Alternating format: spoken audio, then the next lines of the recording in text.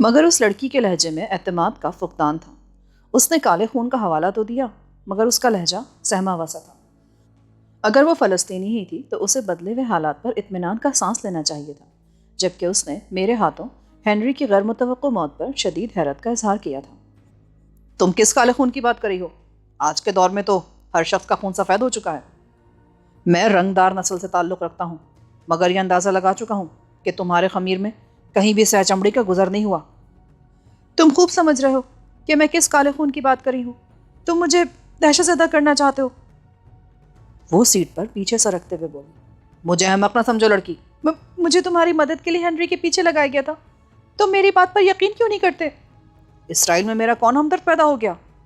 میں کچھ نہیں جانتی، مجھے حکم دیا گیا تھا جس کی میں پابند تھی۔ حکم دینے والا کون تھا؟ قاضی ہادی۔ وہ برجستہ بول اٹھی۔ لڑکی کے اس جواب نے مجھ پر ساری صورتحال یک بیک واضح کر دی۔ فلسطینی افواج آزادی کا نمائندہ محمود، جو مجھ سے ٹیکسی ڈرائیور کے روپ میں ملا تھا، اپنی تنظیم کی حکمت عملی کے بارے میں گر کی کئی باتیں بتا گیا تھا، جن میں ایک بات یہ بھی تھی کہ تنظیم کے افراد اپنی معلومات کا غیر ضروری طور پر تبادلہ نہیں کرتے، اور خاص طور پر ناموں کے بارے میں تو انتہائی رازداری برتی جاتی تھی تاکہ ایک شخص کی گرفتاری دوسروں کے لیے موت کا پھندا نہ بن سکے۔ مگر اس لڑکی نے بلا تعمل مجھے قاضی ہادی کا نام بتا دیا تھا، جس سے ظاہر ہو رہا تھا کہ وہ تنظیم کی نمائندہ تو کیا ہوتی، اس کے طریقہ کار سے بھی ناواقف تھی۔ اس نے خود کو میرے چنگل میں بے بس پا کر اپنی نجات کے لیے ایک بھرپور چال چلنے کی کوشش کی تھی۔ اس چال سے یہ بھی ظاہر تھا کہ ہنری اور اس لڑکی کو میرے بارے میں پختہ یقین تھا کہ میں اسرائیل کی سرزمین پر قدم رکھتے ہی فلسطینیوں کے ساتھ شامل ہو چکا ہوں۔ اگر ایسا نہ ہوتا تو وہ کبھی پر اعتماد انداز میں کالے خون کا حوالہ نہ دیتی۔ اس کی زبان سے اس کوڈ کا اظہار بتا رہا تھا کہ ہنری کی معلومات خطرناک حد تک وسیع تھیں، اور محض اسی وجہ سے اس نے مجھ پر ہاتھ ڈال دیا تھا۔ ایسی صورتحال میں لڑکی کا زندہ رہنا میرے لیے خطرناک تھا۔ وہ ایک بار میری گرفت سے نکل جاتی اور اسے علم ہو جاتا کہ ہنری میرے ہاتھوں مارا جا چکا ہے، تو وہ ساری معلومات براہ راست اسرائیل کے آرمی انٹیلیجنس بیورو کو فراہم کر سکتی تھی، جس کے بعد میری گلو خلاصی ناممکن تھی۔ میرے لیے بہتر یہی تھا کہ اس لڑکی سے ساری معلومات اگلوانے کے بعد میں اسے ٹھکانے لگاتا۔ قاضی ہادی؟ یہ کون شخص ہے؟ اس کا نام میرے لیے اجنبی ہے۔ وہ اسرائیل میں فلسطینیوں کے گروپ کے لیے کام کر رہا ہے۔ ہنری سے تمہارا کیا رشتہ تھا؟ اس کا اعتماد حاصل کرنے کے لیے مجھے جنسی سطح پر اس سے تعلقات استوار کرنے پڑے تھے۔ لڑکی کی گھبراہٹ آہستہ آہستہ کم ہونے لگی تھی۔ اور اگر وہی تعلقات میں بھی قائم کرنا چاہوں تو؟ مجھے کوئی اعتراض نہیں ہوگا، مگر خدا کے لیے پہلے مجھے اسپتال پہنچا دو، میری حالت بہت ابتر ہوتی جا رہی ہے۔ وہ میرا ہاتھ تھام کر بولی، جب تک مجھے پوری طرح یقین نہیں ہو جاتا کہ تم فلسطینیوں کے لیے کام کر رہی ہو، میں تمہاری کوئی مدد نہیں کر سکوں گا۔ اس نے اپنا ہاتھ پیچھے کھینچ لیا۔ تمہیں اب تک مجھ پر یقین نہیں آیا؟ نہیں۔ اوہ میرے خدا، میری سمجھ میں نہیں آتا کہ میں کس طرح تمہیں اپنی صداقت کا یقین دلاؤں۔ تم خود ہی بتا دو، میں تمہیں کس طرح یقین دلا سکتی ہوں؟ ایک بات ذہن نشین کر لو کہ میں اسرائیل آنے سے پہلے بھی فلسطینیوں کے لیے کام کر چکا ہوں، اور میں ان کے بہت سے رازوں اور طریقہ کار سے پوری طرح واقف ہوں۔ تم اس بارے میں جو کچھ جانتی ہو بتا ڈالو، مجھے تمہاری اصلیت کا پتہ چل جائے گا۔ مگر یہاں تو ان کے کئی گروپ کام کریں، پتہ نہیں تم کس کے بارے میں جانتے ہو؟ دیکھو، مجھ سے اڑنے کی ضرورت نہیں ہے، میرا وقت ضائع مت کرو۔ اگر قاضی ہادی نے تمہیں میری حفاظت پر مامور کیا ہے تو ظاہر ہے میں اسی کے گروپ کے متعلق ہوں۔ وہ تو جارج حباش کے پاپولر فرنٹ میں شامل ہے۔ بات جاری رکھو، میں درمیان میں کوئی تبصرہ نہیں کروں گا، میرا فیصلہ تم آخر میں سن سکو گی۔ تم بہت سخت دل کے مالک ہو، دیکھو مجھے زبان کھولنے پر مجبور نہ کرو، میں اپنی تکلیف کو بھول کر بھی تمہاری ہر خواہش کو پوری کرنے کے لیے تیار ہوں۔ خواہش؟ اگر میں اس وقت درندگی پر اترا ہوں تو یہاں میلوں کے رقبے میں کوئی تمہاری آواز سننے والا نہیں ہوگا۔ اس خطے میں فلسطینیوں کے بہت سے گروپ کام کر رہے ہیں۔ اسرائیل سے باہر ان کی پالیسی اور نظریات آپس میں بری طرح متصادم ہیں۔ گو ان کا مقصد ایک ہی ہے، مگر بعض تشدد اور دہشت گردی کے ذریعے عالمی رائے عامہ کو فلسطین کی طرف متوجہ کرنا چاہتے ہیں، اور کچھ پرامن سیاسی سرگرمیوں میں یقین رکھتے ہیں، مگر اسرائیل میں ان کے لیے سخت خطرات ہیں، جس کی وجہ سے وہ آپس میں تعاون کرتے رہتے ہیں۔ قاضی ہادی نے مجھے بتایا تھا کہ تم فرنٹ کے لیے کام نہیں کر رہے، مگر تم یقینی طور پر کسی فلسطینی گروپ سے وابستہ ہو، اسے تمہارے مقاصد اور سلامتی سے شدید دلچسپی ہے، اس لیے اس نے اپنے طور پر تمہاری مدد میں دلچسپی لینی شروع کر دی۔ جب بم کے دھماکے میں راڈرک مارا گیا تو ہینری نے ابتدائی تفتیش کے بعد ہی یہ نظریہ قائم کر لیا کہ اس حادثے میں تمہاری ذات بھی کسی نہ کسی طرح ملوث ہے۔ قاضی ہادی کو کسی طرح اس بات کی بھنک مل گئی اور اس نے مجھے ہینری کے ساتھ لگ جانے کا حکم دیا۔ اس نے یہ بھی بتا دیا تھا کہ اگر میں کسی وقت ان سے خطرہ محسوس کروں تو کالے خون کا حوالہ دے کر بچ سکوں گی۔ وہ تمہارے گروپ کی ماہیت اور حکمت عملی سے واقف نہیں ہے، مگر تمہارے کوڈ ورڈ سے کسی طرح باخبر ہو گیا تھا۔ اور ہینری ایسا الو کا پٹھا تھا کہ تم 1-2 دن میں اس کی سب سے بڑی معتمد بن گئی؟ معطلی کا پروانہ ملنے کے بعد سے وہ مسلسل میرے ساتھ تھا۔ اسے اپنی بے عزتی پر سخت غصہ تھا۔ وہ تمہیں اذیتیں دے کر تمہاری زبان کھلوانا چاہتا تھا تاکہ اپنے اوپر والوں کو بتا سکے کہ وہ اپنی آستین میں ایک سانپ پال رہے ہیں اور اسے بلا وجہ مورد عطاب کیا گیا ہے۔ وہ یہ کارنامہ تنہا سر انجام دینا چاہتا تھا، اسی لیے اس نے مجھے ساتھ لیا کیونکہ میں اس کی حریف نہیں بن سکتی تھی۔ میرے اخوا کا پلان کب بنا تھا؟ آج ہی۔ اگر تم خود ہی اس مضافاتی سڑک پر نہ نکل آتے تو وہ کہیں نہ کہیں تمہیں گھیر لیتا۔ وہ شروع سے ہی تمہارے تعاقب میں لگا ہوا تھا۔ تمہارا نام کیا ہے؟ کرسٹائن۔ وہ جو بھی تھی بہت چالاک اور مکار تھی۔ مجھے اپنی کہانی سنانے کے دوران ہی میرا ہاتھ تھام کر مجھے یوں اپنے وجود سے آشنا کرانے کی کوشش کر رہی تھی جس طرح کوئی نرم دل انسان کسی اندھے کو راستہ دکھاتا ہے۔ میں بینا تھا مگر وہ راستہ بہت پرپیش تھا۔ کرسٹائن مجھے مغلوب کرنے کی کوششوں میں اپنے اشانے کی تکلیف کو یکسر فراموش کر چکی تھی اور میرے اوپر ٹوٹی پڑ رہی تھی۔ شاید اسے اندازہ ہو چکا تھا کہ اس کے الفاظ مجھے متاثر نہیں کر سکے، لہٰذا وہ اپنے جیتے جاگتے اور سلگتے ہوئے گداز وجود کے ذریعے میرے ذہن سے شبہات کی دھن سمیٹنے کی کوششوں میں مصروف تھی۔ مجھ سے دور رہو کرسٹائن۔ مجھے اس طرح مت دھتکارو۔ میں اگر تمہیں چند لمحوں کی خوشی بھی نہ دے سکی تو مجھے زندگی بھر اس کا قلق رہے گا۔ مجھے مصنوعی خوشیوں سے کوئی دلچسپی نہیں ہے۔ میں نے آہستگی کے ساتھ جیب سے پستول نکال کر کہا اور اس کی کنپٹی پر فائر کر دیا۔ اس کا بدن سیٹ پر پوری قوت سے اچھلا اور پائیدان پر گر گیا۔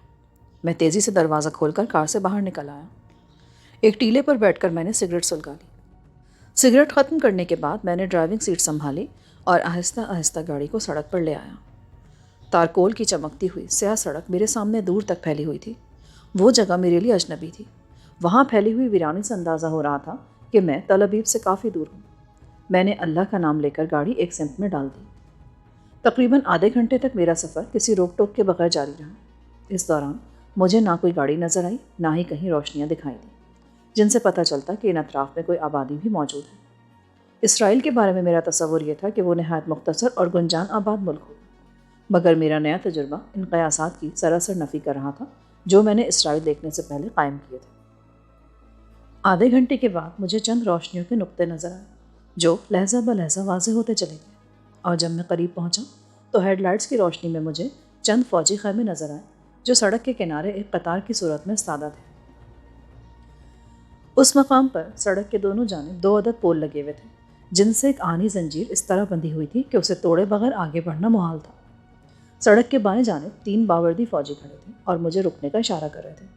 ان میں سے ایک اسٹین گن لیے فائرنگ کے لیے بالکل تیار تھا۔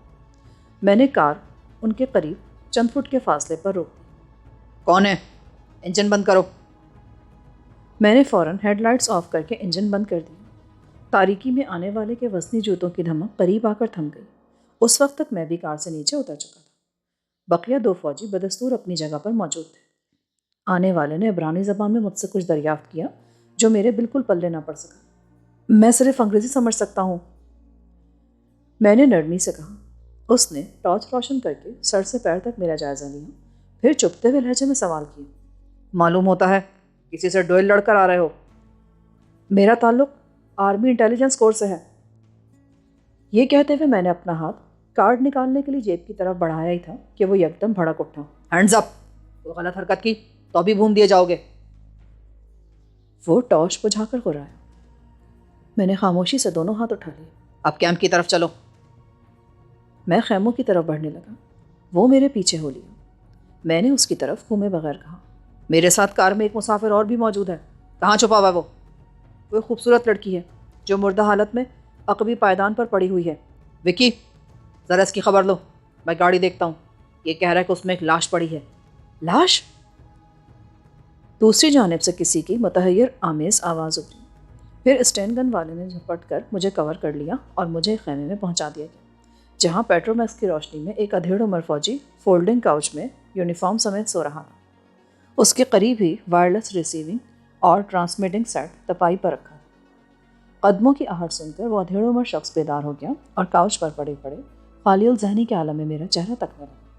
اس کے شانوں پر چمکتے ہوئے نشانات سے ظاہر ہو رہا تھا کہ وہ میجر ہے۔ مجھے لانے والوں میں سے ایک نے اسے مختصر الفاظ میں میری کہانی سنا دی۔ لاش کا ذکر آتے ہی میجر کی آنکھوں میں چمک اودھ کر وہ اچھل کر بستر سے نیچے آ گیا۔ اس کی جامع تراشی لی تم نے؟ ابھی لے لیتا ہوں سر۔ یہ کہہ کر ایک فوجی نے میری جیب میں ٹٹول کر ریوالور برآمد کیا اور اس کی نال سونگ کر اسے میجر کی طرف بڑھا دیا۔ میجر نے بھی اس کی نال سونگی اور پھر خطرناک نظروں سے مجھے دیکھتے ہوئے بولا، اس کی نال سے ابھی تک جلی ہوئی بارود کی بو آ رہی ہے۔ تازہ فائر کرنے کے بعد آنی ہی چاہیے میجر۔ اگر اجازت ہو تو میں ہاتھ گرا کر اپنی کہانی سنا دوں؟ ضرور سناؤ، وہ ریوالور سے کھیلتے ہوئے بولا۔ اسی وقت تیسرا فوجی بوکھلایا ہوا وہاں پہنچا اور اس نے میجر کو سلیوٹ مار کر مشینی انداز میں کہا، یہ درست کہتا ہے سر، کار میں ایک جوان اور خوبصورت لڑکی کی خون آلود لاش موجود ہے۔ آثار بتا رہے ہیں کہ قتل کی واردات تازہ ہے۔ ہاں، آدھے گھنٹے پہلے وہ زندہ تھی اور اس سے ذرا دیر قبل اس کا ساتھی بھی زندہ تھا۔ ساتھی؟ ہاں، اس کی لاش میں ویرانے میں چھوڑ آیا ہوں۔ اگر اجازت ہو تو میں آپ لوگوں کو اپنا شناخت نامہ دکھا دوں؟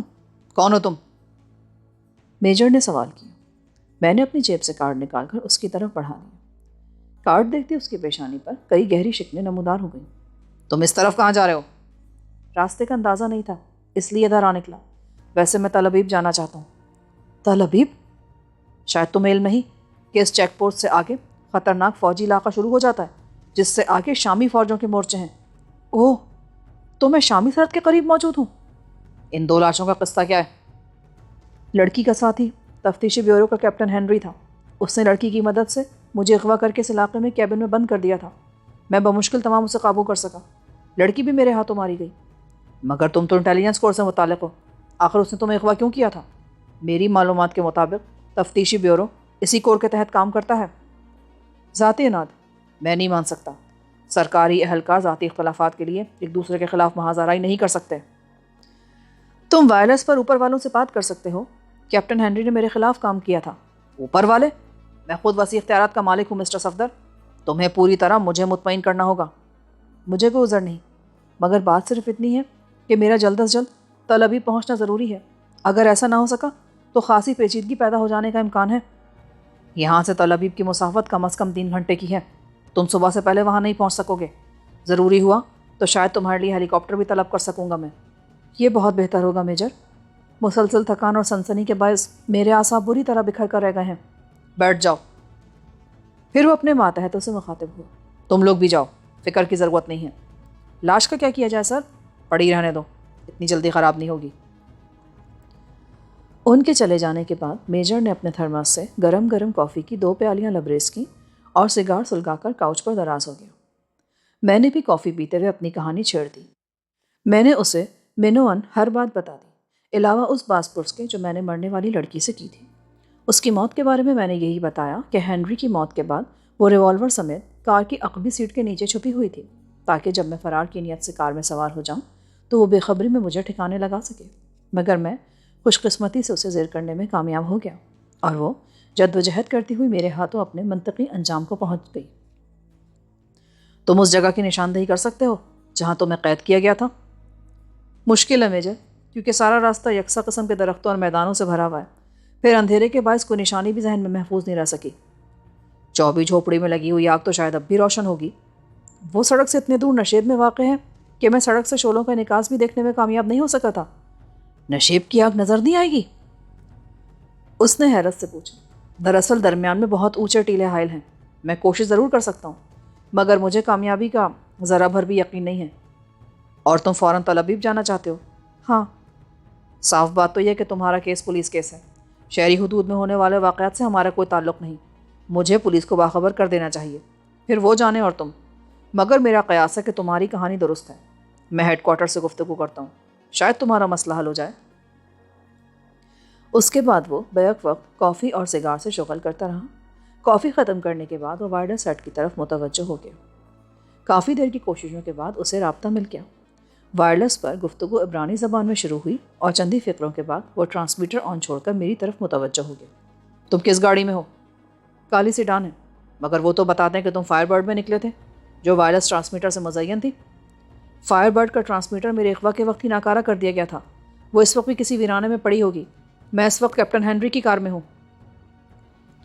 وہ مجھ سے مزید کچھ کہے بغیر دوبارہ وائرلیس کی طرف متوجہ ہو گیا۔ اس بار گفتگو چند منٹ تک جاری رہی۔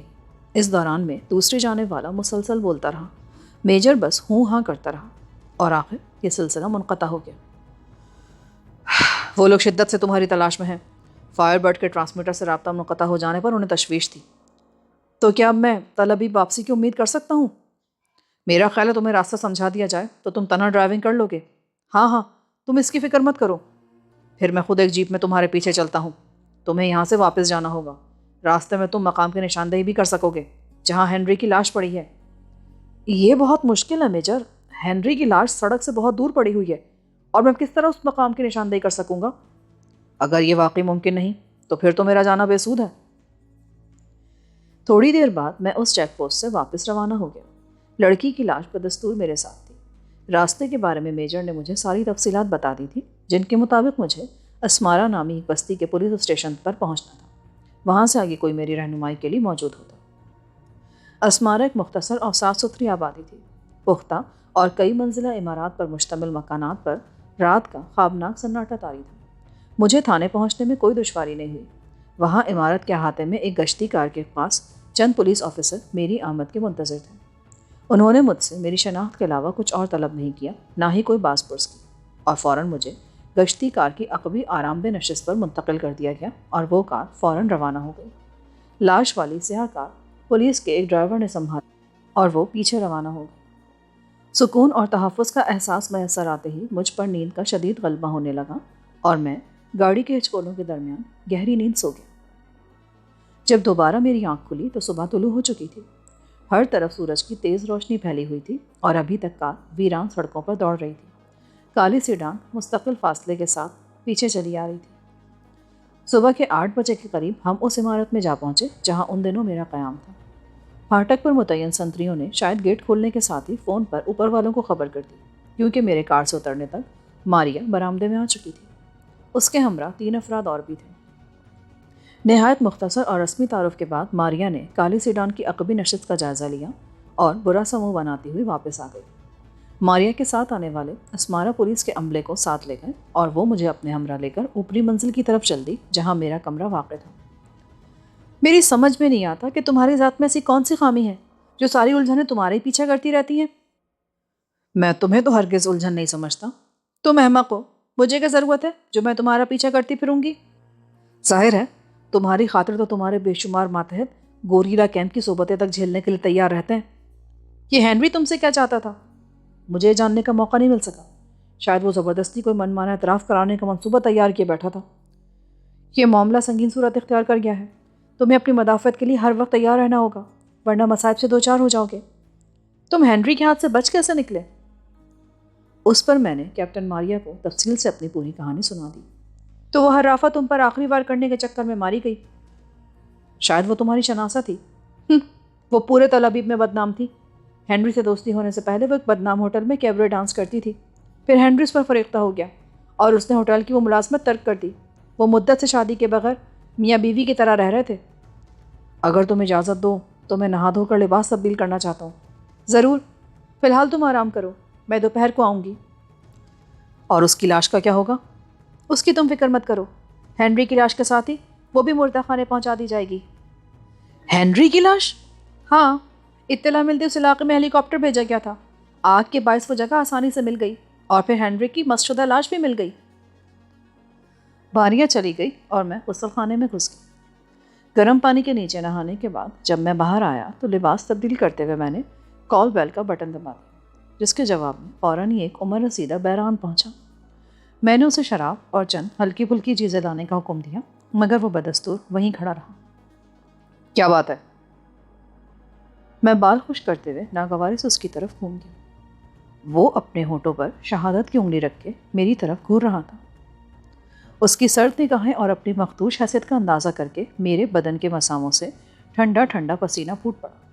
اس کے تیور بتا رہے تھے کہ وہ فلسطینی افواج آزادی کا رکن ہے۔ اپنی دانست میں اس نے مجھے خاموش رہنے کا اشارہ کر کے ڈکٹا فون وغیرہ کے خلاف احتیاطی تدبیر کر لی تھی، مگر مجھے پورا یقین تھا کہ اس کمرے میں کہیں نہ کہیں ٹیلی ویژن کیمرہ بھی نصب ہوگا جس پر میری ہر حرکت دیکھی جا رہی ہوگی۔ کیپٹن ہنری والے سنگین معاملے کے بعد وہ لوگ مجھے یوں کھلی چھوٹ نہیں دے سکتے تھے۔ کیا بات ہے؟ اس حرکت کا مطلب کیا ہے؟ میرے اس رویے پر اس کی آنکھوں میں تحیر کی جھلکیاں تیرتی نظر آئیں۔ پھر اس کے لبوں نے کوئی آواز پیدا کیے بغیر جنبش کی، اور میرے لیے یہ سمجھنا مشکل نہ ہوا کہ وہ کالے خون کا حوالہ دے رہا تھا۔ میں وقت ضائع کیے بغیر اچانک اس پر ٹوٹ پڑا۔ وہ منہ سے تحیر آمیز آوازیں نکالتا میرے زور میں پشت کے بل فرش پر ڈھیر ہو گیا، اور میں نے پوری قوت سے اس کا نرخرا دبانا شروع کر دیا۔ وہ عمر رسیدہ شخص تھا، میرے اس جارحانہ رویے سے بری طرح خائف ہو گیا۔ اس نے کئی مرتبہ بولنا بھی چاہا، مگر اس کے حلق سے خرخراہٹ کے سوا کوئی اور آواز نہ نکل سکی۔ میں اسے جلد از جلد ٹھکانے لگا دینا چاہتا تھا تاکہ کسی کی مداخلت سے قبل اس کا قصہ نمٹ جائے۔ اسی وقت باہر راہداری میں کئی دوڑتے ہوئے قدموں کی دھمک سنائی دی، اور میں نے جنون کے عالم میں اس کا گلا دبا کر اس کا سر فرش پر دے مارا۔ میرا یہ وار کارگر رہا، اور سر سے خون بہنے کے ساتھ ہی بوڑھے کے ہاتھ پیر بے جان ہونے لگے۔ اس کے ہونٹوں پر نیلاہٹ پہلے ہی نمودار ہو چکی تھی۔ میں اس پر سے اترا ہی تھا کہ دو تنومند افراد دروازہ دھکیل کر اندر گھستے چلے آئے۔ ارے، یہ تو بری طرح زخمی ہے! سسکتے اور تڑپتے ہوئے بیرے پر نظر پڑتے ان میں سے ایک حیرت سے بولا، اٹھاؤ، اسے اٹھاؤ، اگر بروقت طبی امداد نہ دی گئی تو یہ مر جائے گا۔ یہ کہتے ہوئے دوسرے نے بوڑھے کی کمر میں ہاتھ ڈال کر اسے اٹھا لیا۔ وہ دونوں میری طرف ذرا بھی متوجہ نہیں ہوئے اور بوڑھے کو لاد کر عجلت کے ساتھ وہاں سے نکل گئے۔ میں چند لمحے تک تعصب آمیز انداز میں وہی قالین پر کھڑا پھیلے ہوئے تازہ خون کو دیکھتا رہا، اور پھر بوجھل دل کے ساتھ بستر پر دراز ہو گیا۔ مجھے شروع سے یقین تھا کہ اس کمرے میں بھی کئی خفیہ کیمرے نصب ہیں جو میری پل پل کی حرکات کسی اسکرین تک پہنچاتے رہتے ہیں۔ کیمرے کے بارے میں میرے نظریے کی تائید دو افراد کی دخل اندازی سے ہو چکی تھی۔ بوڑھے سے مار کاروائی بالکل خاموشی کے ساتھ ہوئی۔ فرش پر دبیز قالین موجود ہونے کے سبب اس کے گرنے کا دھماکہ بھی معمولی سا تھا، اور کسی کے اس طرف متوجہ ہونے کا امکان نہیں تھا۔ مگر کوئی شخص کلوز سرکٹ ٹیلی ویژن پر کیمرے کی مدد سے بوڑھے کی مشتبہ حرکات دیکھ چکا تھا، اور اسے یک بیک بوڑھے کی زندگی سے دلچسپی پیدا ہو گئی تھی تاکہ اس پر تشدد کر کے اس کی زبان سے ان کہی کہانی سن سکے۔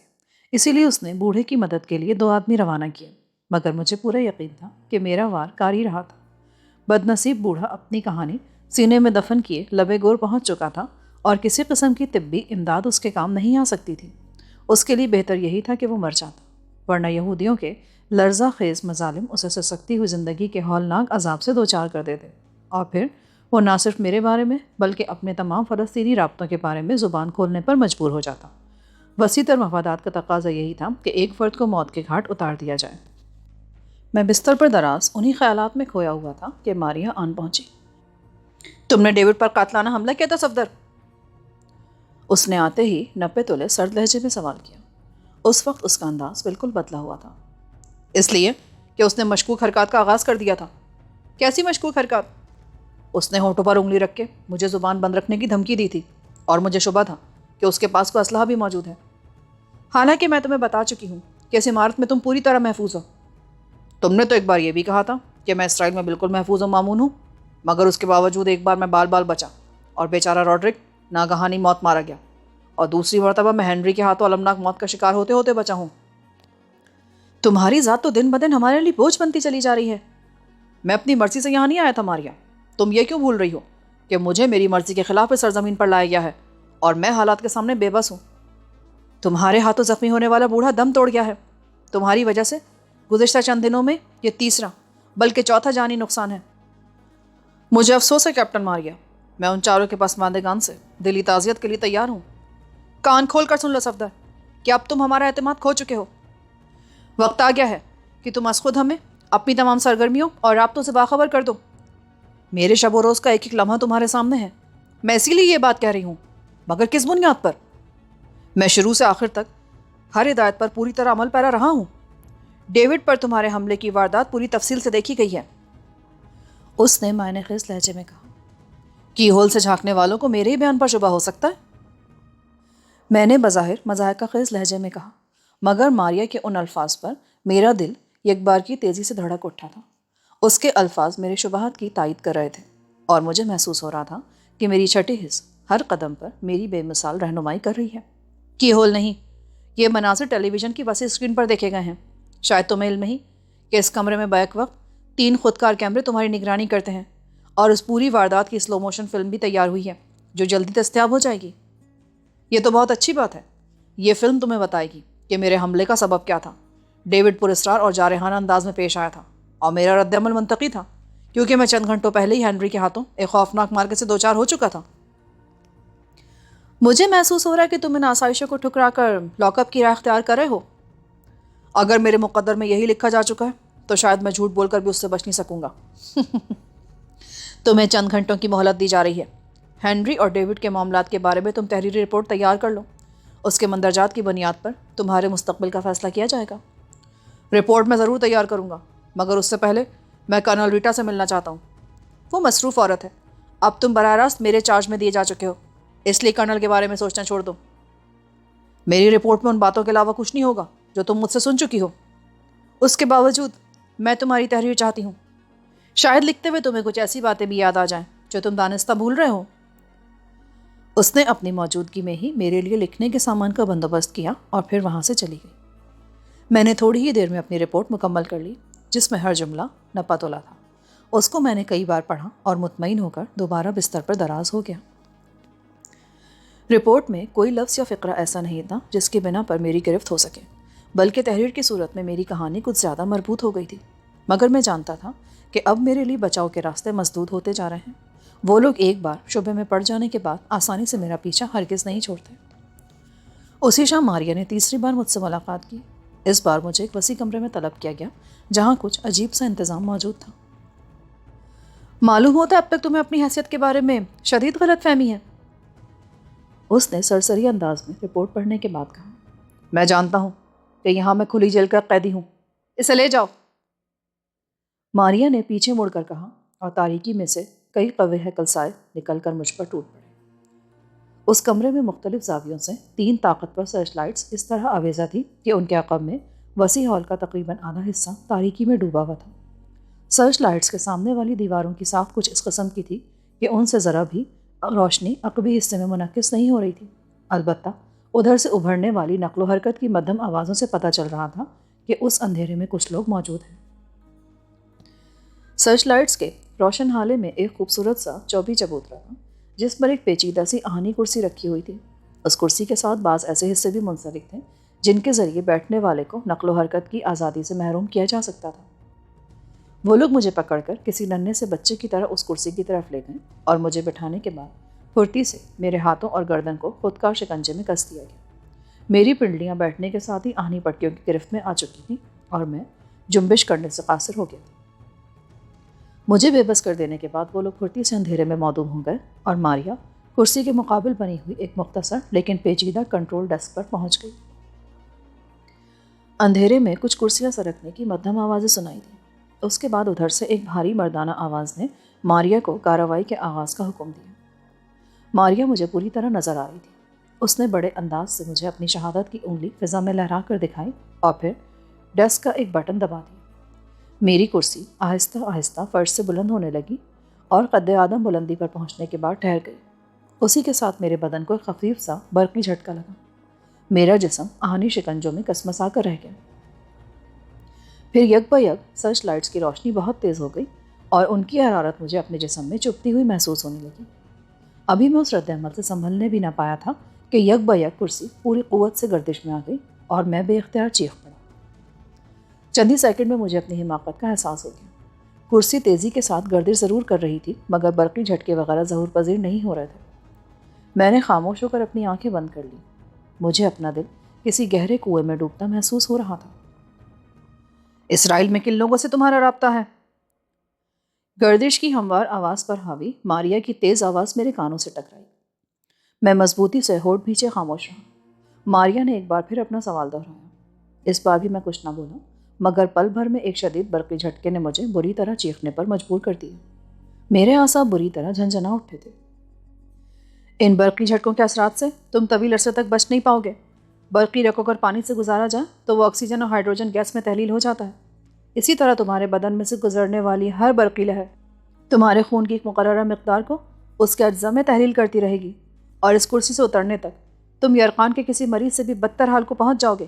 اسی لیے بہتر یہی ہے کہ اپنے اعصاب کی قوت بکھرنے سے قبل زبان کھول دو، ورنہ جب مشینی انداز میں تم سچ اگلنے پر مجبور ہو جاؤ گے تو تمہاری جسمانی حالت قابل رحم ہو چکی ہوگی۔ میں جو کچھ جانتا تھا وہ پہلے ہی بتا چکا ہوں۔ میں نے اسے جواب دیا تو مجھے اپنی آواز سن کر سخت صدمہ ہوا۔ میری آواز چند ہی منٹ میں بہت زیادہ نحیف ہو چکی تھی۔ ڈیوڈ تمہیں کس کا پیغام دینے والا تھا؟ مجھے نہیں معلوم۔ تم نے اسے کس لیے ہلاک کر دیا؟ وہ مجھے اپنی جان کے لیے خطرہ نظر آ رہا تھا۔ اس گھومنے والی کرسی میں نہ جانے کون سی مقناطیسی قوت پوشیدہ تھی کہ مجھے ہر لحظہ اپنی قوت مدافعت کمزور پڑتی محسوس ہو رہی تھی۔ اپنے جواب کی وضاحت کرو۔ میرے پپوٹے بند تھے، مگر میں ہر سیکنڈ میں کئی بار سرچ لائٹس کی پیوست ہو جانے والی روشنی کو اپنے سامنے سے گزرتا محسوس کر رہا تھا۔ بار بار تاریکی اور روشنی ہونے کی وجہ سے میرے ذہن پر تنومی کیفیت طاری ہونے لگی تھی۔ میری چھٹی اس نے مجھے خطرے سے آگاہ کیا تھا۔ مجھے اپنی آواز بہت دور سے آتی محسوس ہوئی۔ میں نے اپنی آنکھیں کھولنے چاہیں، مگر میرے پپوٹے منو وزنی ہو چکے تھے۔ کرسی کی تیز گردش کا احساس بتدریج معدوم ہوتا جا رہا تھا، اور میں یوں محسوس کر رہا تھا جیسے میں کسی سبک اندام پرندے کی طرح خلائے بسیط میں تیزی سے اوپر اٹھتا جا رہا ہوں، اور بڑے بڑے روشن ستارے تیزی سے پیچھے جاتے جا رہے ہیں۔ میرے بدن کو ایک بار پھر شدید برقی جھٹکا لگایا گیا، مگر اس بار اعصاب میں معمولی سی سنسناہٹ کے سوا مجھ پر کچھ اثر نہیں ہوا۔ تم میری آواز سن رہے ہو؟ میلوں کے فاصلے سے ماریا کی آواز سنائی دی۔ ہاں۔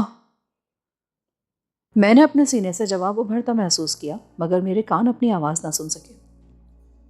اسی کے ساتھ اس آسیبی ہال میں چند دھیمی دھیمی پراسرار سرگوشیاں سنائی دی، جیسے کسی جاں بلب مریض کے سرہانے بہت سی روحیں سرگوشیوں میں مصروف ہوں۔ اس کے چند ہی ثانیوں بعد یہ احساس بھی ذہن کی اتھاہ گہرائیوں میں ڈوب گیا۔